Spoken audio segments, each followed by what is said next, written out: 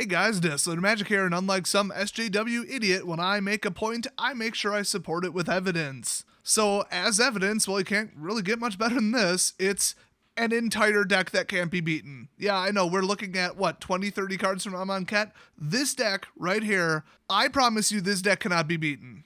And this is just a prototype, there's probably room for improvement, but this is just every dickish overpowered card all thrown together, which is basically the top two decks right now if you look at it. Like, first of all, as Foretold, because, I like spells for free. Next up, you got your Gideon, because you get him out on turn 3, throw out an emblem, and on turn 3, you can no longer lose the game and your opponent can't win the game. That emblem can't be removed. Guess what else is in the deck? Gideon number 2, Gideon number 3.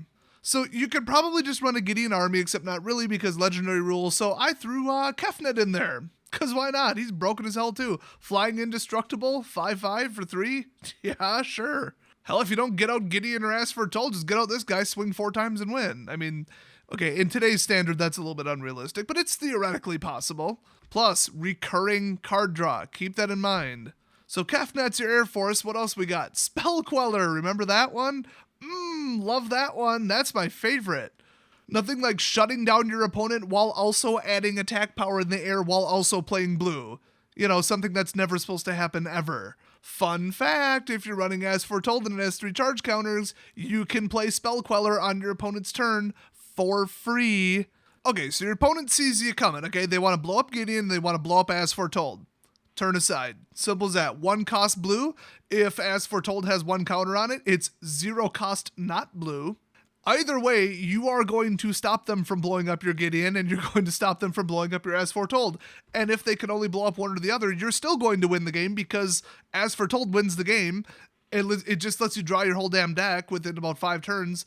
And Gideon literally makes it so you can't lose the game. Word for word, you can't lose the damn game. And since that's not good enough, Negate, clearly if they're going to blow something up, it's probably not a creature spell. I mean, okay, Spell Queller would mess with you, but other than that, you could stop it. You could also stop the summoning of their As Foretold and their Gideon. What else we need? Oh, Disallow. Damn right I'm going to put in the most powerful counter spell ever printed in Standard recently.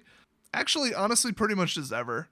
And then, now here's the thing. You would still have to start the game with either the good Gideon or As Foretold, or you aren't really good. I mean, you might have a couple counter spells you can kind of trade for a little bit, but then you'll start top decking. So, Contingency Plan. So, Contingency Plan makes it so that you're basically running 8 As Foretolds and 8 Gideons, but not quite, because you can't search your entire library for them. It can only look at the top 5, but by turn 2, because then you'll have 2 mana, you've drawn 7 +1/+1 cards off your deck, so there's only 51 cards left in your deck. So we'll just say 50 for simplicity. You're looking at 5 of them. That's 10%. Now, there's 8, there'll be 4 Gideons, 4 As Foretold if you're searching for both. 8 shots at it out of 50, which is a 16% chance.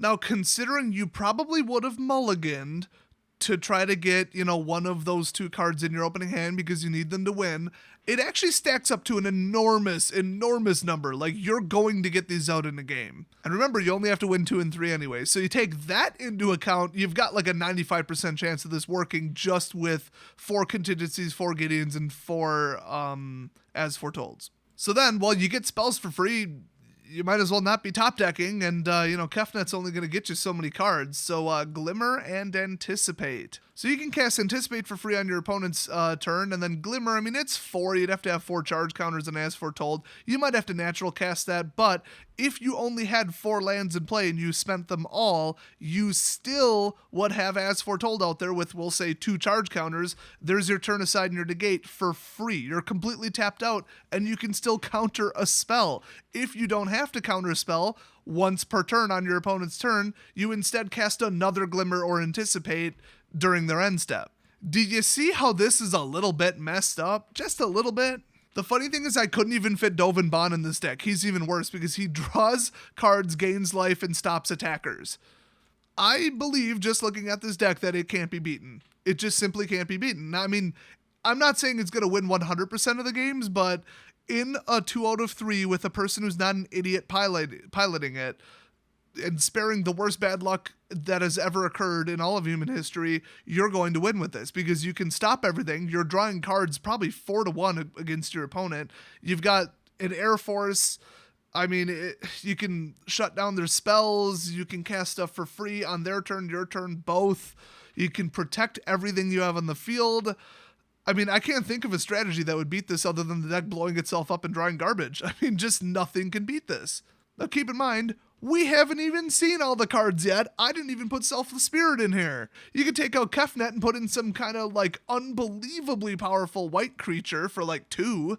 Maybe put in the, hey, if something left the battlefield, double strike, put a counter on me person. You could honestly just put in anything. You could put in frickin' Gisela in here. It doesn't matter. You'd probably be casting her for free. Or the dwarf that has vigilance, can block, and he's flying, and he has lifelink.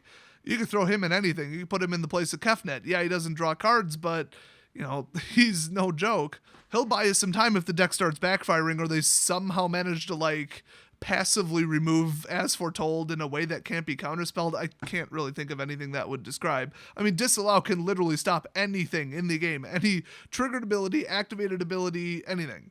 So the win condition is hit them with Gideon, hit them with Kefnet, hit them with Spell Queller. That's it.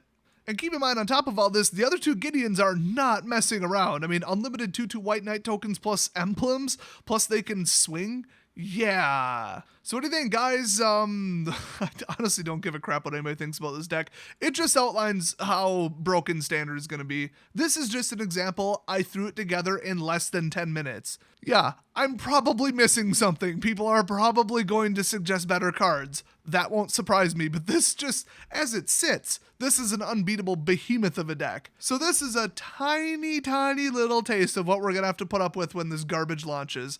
I hope you'll join me in playing as little Standard as possible. Oh, constructed Standard. Play all the frickin' draft and sealed you want. Although, wait a minute. Let me backtrack a second. If you pull freaking Gideon at the pre-release, you just won the pre-release. Congratulations. Mulligan until you get him and then win the game. You know why? You know how I know? Because you literally can't lose the game. I mean, if you pull Kefnet, you're good. Honestly, if you pull As Foretold, you're probably going to win. So there's so many game-breaking bombs, it takes the whole level playing field concept and just tosses it right out the window. Anyway, what do you guys think of my deck? Give me an awesome review of this deck. Is it as bad as I think? If you say no, sorry to inform you, but you're wrong. I'd prove it on X-Mage, but 1, you basically can't play X-Mage. Nobody can connect, everybody can just shut you down, jam you, spam you. X-Mage basically, just for all intents and purposes, not there anymore. And also, these cards haven't been added yet. But when they will be, I am taking any challengers. I will beat the living crap out of whatever the hell you can come up with. I guarantee it. So have fun with that, and I'll see you guys next video.